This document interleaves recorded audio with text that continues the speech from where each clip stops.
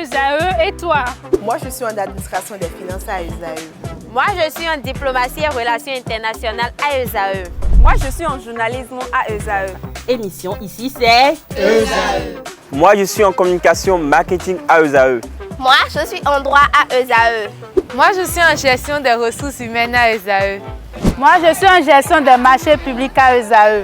Moi, je suis en administration du travail et de la sécurité sociale à USAE. Moi, je suis en sciences économiques à USAE.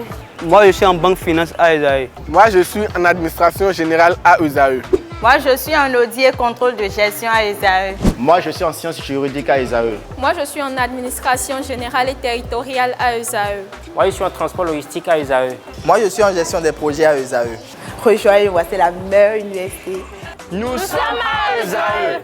Rejoignez-nous. À USAE, l'excellence a un nom.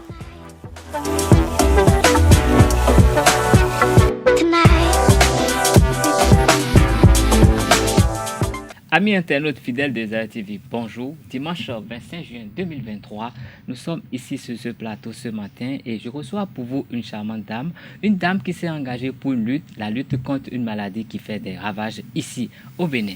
Elle est là avec nous sur ce plateau et tout de suite je m'adresse à elle pour qu'elle veuille bien se présenter à nous. Bonjour monsieur. Bonjour madame Alavant. Merci. Moi je suis Yvette Cécile Alavant. Je suis directrice et cofondatrice de l'ONG Icône 360 degrés. Et nous opérons dans le bien-être social des populations, mais nous avons fait de la lutte contre le paludisme notre cheval de bataille. Alors, à l'entame, je n'avais rien à voir à faire avec la santé. Je suis experte en communication, marketing, et progressivement, avec mes expériences sur le terrain, je me suis rendu compte que les populations avaient besoin d'une autre forme de communication, qui était la communication sociale. Donc, j'ai pu me former en la matière. Et aujourd'hui, je fais de la communication sociale. Et je fais de la motivation également à l'endroit des jeunes, quand je suis sur le terrain. Et pour finir, je suis experte également en gestion de projet. Voilà. Ok, vous êtes experte en gestion de projet et aujourd'hui, avec votre ONG, vous avez un projet qui concerne la lutte contre le paludisme. Mais avant d'aller dans le vif du sujet, est-ce que vous pouvez nous présenter un peu votre ONG Icône 360 degrés? Alors, Icône 360 degrés est une initiative qui est née en 2016 à la suite d'une expérience qu'on a pu faire sur le terrain. On était revenu avec des bracelets répulsifs anti-moustiques qu'on a commencé par proposer aux populations, mais à notre grande surprise, on s'est rendu compte que la lutte contre cette maladie dans leur tête était devenue vraiment une fatalité. C'est-à-dire on trouvait normal de tomber malade du paludisme et d'en guérir quand on veut. Et c'est là où on s'est dit, si c'est comme ça, il va falloir orienter notre communication vers les populations avec les messages qu'il faut. Donc nous avons petitement commencé avec la lutte contre le paludisme. Nous avons progressivement glissé vers l'éducation des jeunes parce que on travaille avec énormément de jeunes sur le terrain et quand une campagne de sensibilisation est passée, on nous faisait comprendre « Ah, madame, vous êtes en train de partir, mais qu'est-ce que nous allons devenir ?» Donc, cela nous a amené par la suite à mettre en place un autre concept qui est Voice to Leaders, la voix aux leaders, oui, qui nous amenait un peu à faire de la motivation, de motiver ces jeunes-là à prendre leurs responsabilités et leur ouvrir certaines voies pour vraiment s'assumer et assumer pleinement leur profession.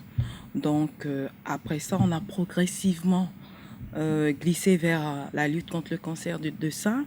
Parce qu'on rencontre énormément de femmes sur le terrain et quand on leur parle de paludisme, elles nous disent, bon, c'est vrai, c'est bien, mais nous, en tant que femmes, nous avons tel et tel problème. Et on était obligé justement de réexpliquer un peu par rapport au bien-être de santé de la femme, un certain nombre de pathologies, mais surtout le cancer. Donc, en gros, présenter, c'est ça. ONG ICO 360 degrés. Vous allez également me demander, mais pourquoi 360 degrés? Je dirais tout simplement 360 degrés parce qu'on estime que celui qui est en face de vous, là, je vous vois, oui. Mais le monsieur qui est juste à côté de moi, je ne le vois pas, alors qu'il a peut-être de très bonnes idées à nous apporter. Donc, pour atteindre nos objectifs, on travaille en synergie avec beaucoup d'autres associations sur le terrain, car nous estimons que chacun peut apporter un plus, justement, pour une meilleure atteinte de nos objectifs. Donc, voilà. Ok, vous avez évoqué un peu le début de cette expérience qui vous a conduit à ce projet. Oui. Et vous avez parlé de bracelets de moustiquaires que vous aviez proposés aux populations. C'était en distribution ou bien en vente? C'était d'abord en vente, mais malheureusement, les gens étaient satisfaits. Hein. Oui. Mais dans la durée du temps, vu qu'on est dans un climat un peu plus humide que le climat asiatique, c'est un produit asiatique. Oui. Donc, la rémanence qui autrefois était prévue pour 5 jours a été réduite à 3 jours. Donc, du coup, sur le coût, ça n'arrangeait pas trop les familles. Donc, du coup, au cours de nos campagnes de sensibilisation, on a dû distribuer ça surtout en base communautaire dans les écoles pour que vraiment les enfants essaie de comprendre que la lutte contre le paludisme n'est pas une fatalité, c'est une maladie grave, c'est vrai, mais elle peut se guérir contrairement au cancer et d'autres pathologies. Et donc, il est important que nous réapproprions ce qui marche déjà, et inculquer aux populations que c'est une maladie que l'on peut éviter, que l'on peut guérir et que l'on peut éliminer. Voilà. D'accord, donc c'est cette expérience qu'on peut qualifier de malheureuse qui vous a poussé à changer de stratégie et à mettre sur pied le projet La Nuit du paludisme. La Nuit du paludisme est venue bien après. Oui. Parce que dans notre milieu, on fait pas mal de séminaires, de formations et tout ça. Oui. Et je me suis rendu compte qu'il y avait de très grands professeurs, de très grandes personnes qui luttaient bien avant moi, qui luttent contre cette maladie, mais on ne les met jamais sur les feux des projecteurs, je dirais. Oui. Et que il fallait quand même faire quelque chose à ces personnes-là. Oui. Je prends par exemple le professeur Akogbeto, un éminent épidémiologiste. Oui.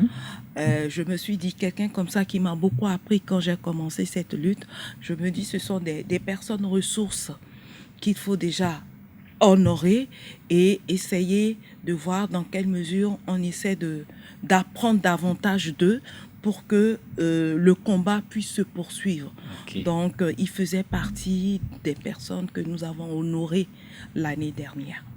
Et donc, c'est une nuit au cours de laquelle des gens sont honorés.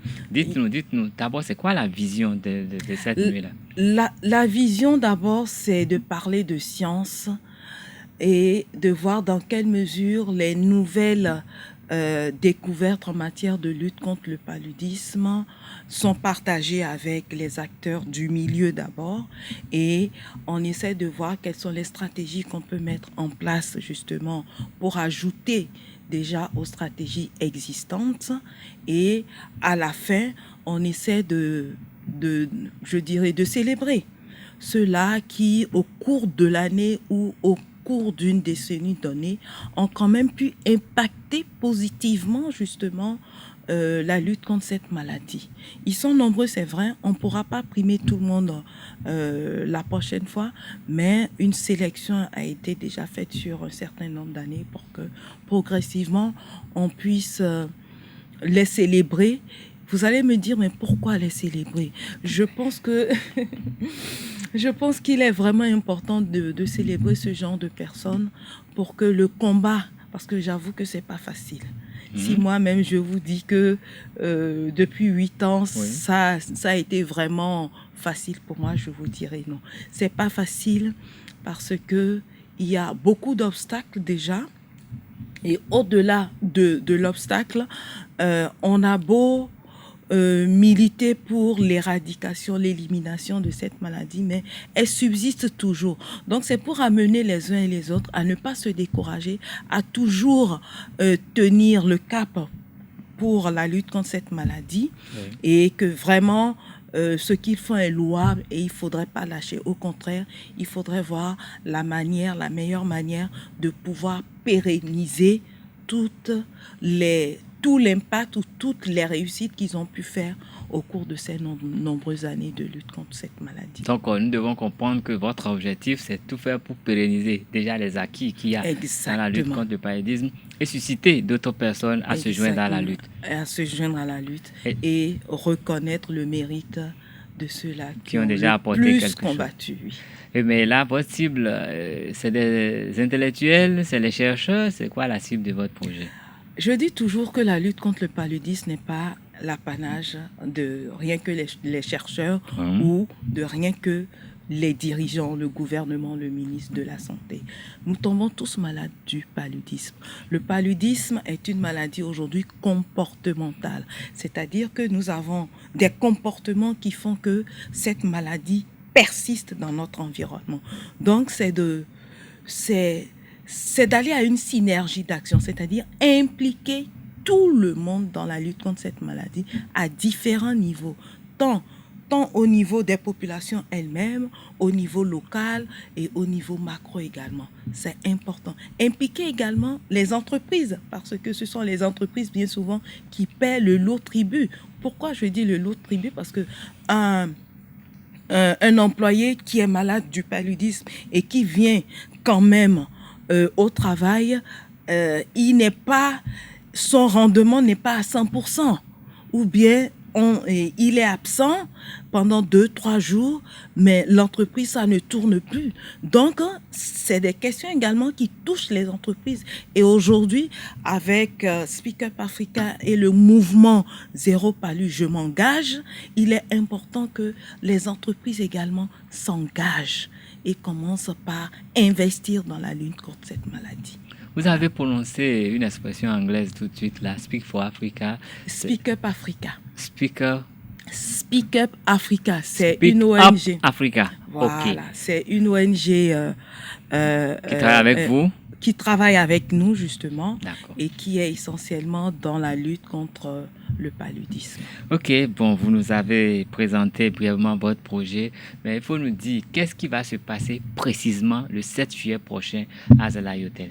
À Zalaï Hotel, le 7 prochain, il y aura d'abord une série de communications sur les nouvelles stratégies que le pays est en train d'adopter. Il y aura également un partage d'expériences. Oui. Il y aura la présentation d'un certain nombre de personnes qui ont pu impacter positivement. Enfin, on aura une revue des perspectives d'ici l'horizon 2030 concernant la lutte contre cette maladie. Et enfin, nous allons honorer un certain nombre de personnes qui ont impacté justement tout le long de ces 5 dernières années. Et nous avons 2 personnes qui ne sont pas béninois. Je ne vais pas citer les noms ici. Ils ne sont pas béninois, mais ce sont des personnes qui, dans la sous-région et au Bénin, apportent énormément. Donc voilà.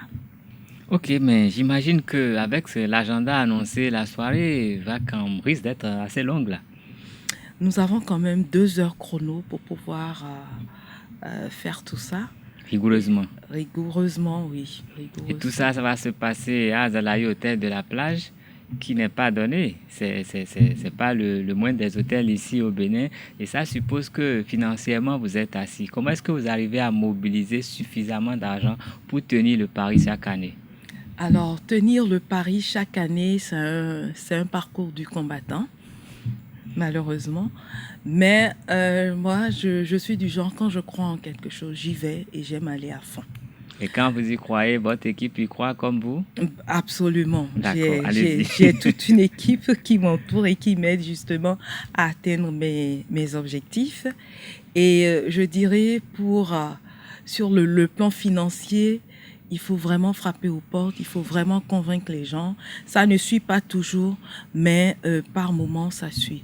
Cela dit, pour cette deuxième édition, j'ouvre la porte aux différents partenaires, des gens qui ont vraiment envie de s'engager aux côtés de ce combat avec moi. Je suis là et je suis prête à recevoir toute forme de financement. Toute forme de financement, mais ça fait déjà 8 ans que vous êtes engagé dans votre bataille, selon vos dires. Mais est-ce que le paludisme, c'est la maladie de tous les jours, c'est la maladie qui fait plus de ravages ici chez nous? Est-ce que ça vous laisse le temps de vous occuper de votre foyer? Belle question. Vous savez, être femme entrepreneur, parce que j'estime que je suis social entrepreneur aujourd'hui, être femme entrepreneur, ce n'est pas facile, c'est vrai, mais je pense qu'il faudrait faire la part des choses, avoir un très très bon planning et savoir quand est-ce que vous êtes avec votre famille, quand est-ce que vous êtes aux côtés des populations, parce que eux aussi ils ont besoin de vous. Et quand vous arriviez à bien faire votre planning, je pense que c'est quelque chose qu'on arrive à réussir.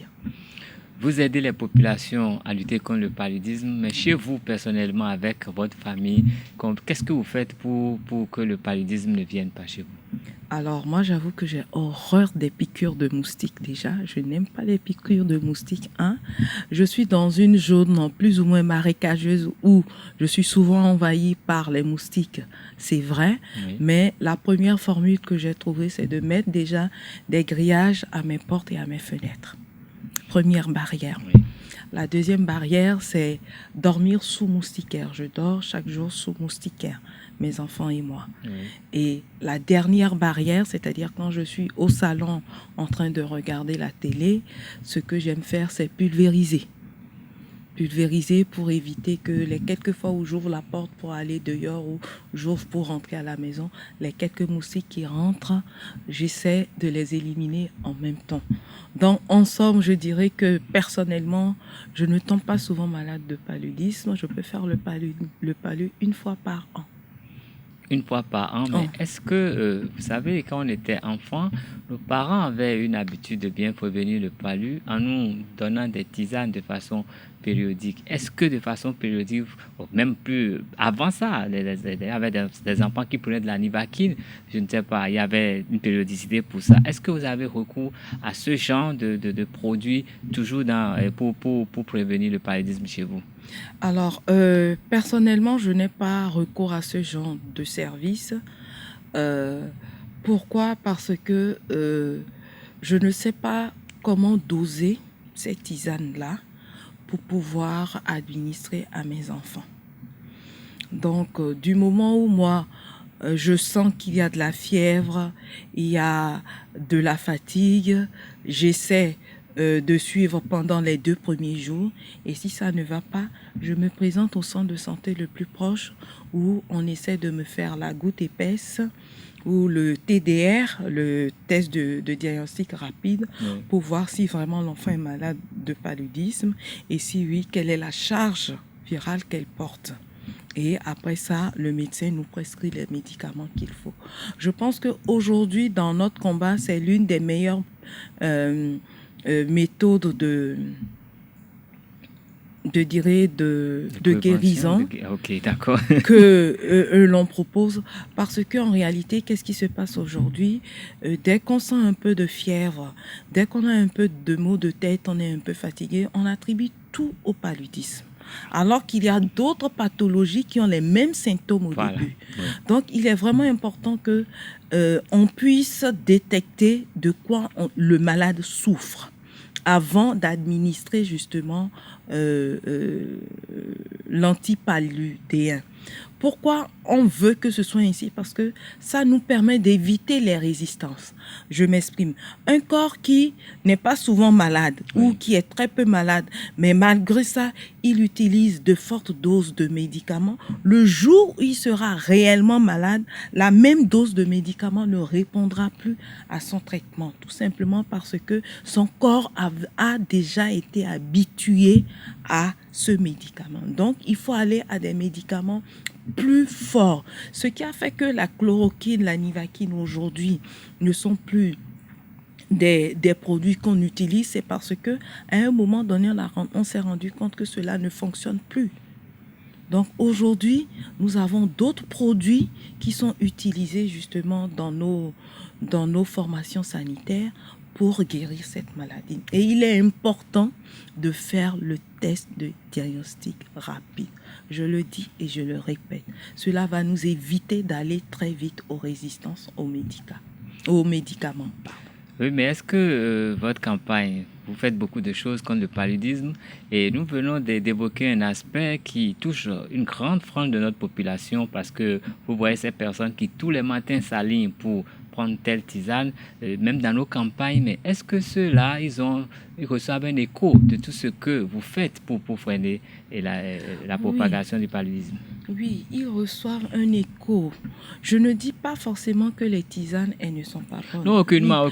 Les tisanes, elles sont bonnes, mais à condition qu'on maîtrise les doses qu'on consomme et la période. Parce que cela peut agir sur les reins ou cela peut agir sur le foie. Et bien souvent, on peut prendre cette tisane-là et on prend d'autres médicaments à côté.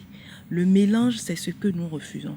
Et ce message, nous essayons de le porter tout le temps haut et fort dans les bases communautaires. Dans les bases, ça suppose que vous communiquez également en langue nationale pour que ces personnes sachent qu'il vaut mieux mettre des grilles, dormir sous moustiquaire imprégné que de prendre des tisanes à volo. Exactement. Oui, mais vous êtes à votre deuxième édition cette année. Est-ce que vous pouvez nous faire un bref rappel de ce qu'a été le menu de la première édition? Le menu de la première édition, nous avons fait, on a présenté deux nouvelles recherches scientifiques en la matière. Un qui avait été présenté par un docteur du Burkina, un chercheur du Burkina, et un autre par un médecin béninois. Et après ça, on a essayé de faire la revue encore une fois de tout ce qui a été fait par l'ONG ICON 360 degrés et qui a porté ses fruits. Et par la suite, nous avons essayé d'honorer certains professeurs comme le professeur Kossou, le professeur Aurore et le professeur Akogbeto. Oui, mais que dites-vous de toutes ces personnes qui prétendent avoir des formules qui guérissent le paludisme aujourd'hui? Parce que vous suivez sur nos chaînes, hein, la publicité aujourd'hui, elle va dans tous les sens. Il y a les spécialistes. Est-ce que vous vous intéressez à leurs travaux? On s'intéresse justement à leurs travaux parce que moi-même, je suis en train actuellement de faire des tests sur un produit justement répulsif anti-moustique qui marche très très bien d'ailleurs sous d'autres cieux, mais au Bénin, quand vous ramenez des produits comme ça, il faut passer par les réglementations en vigueur. Oui.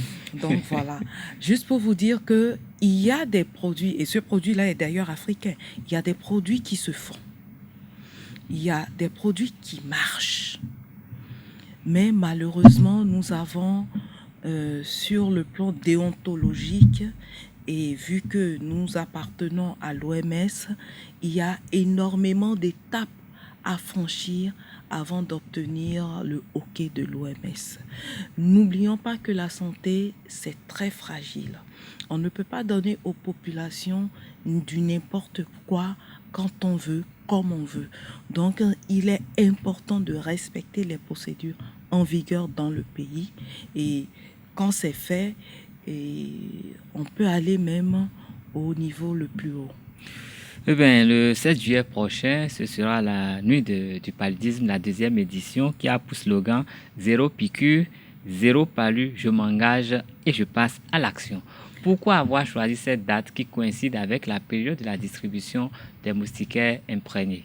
Alors, nous avons effectivement une campagne qu'on fait chaque année. Zéro piqûre, zéro paludisme, je m'engage et je passe à l'action, qui est une vaste campagne de sensibilisation en base communautaire où nous apprenons justement les règles de prévention aux populations.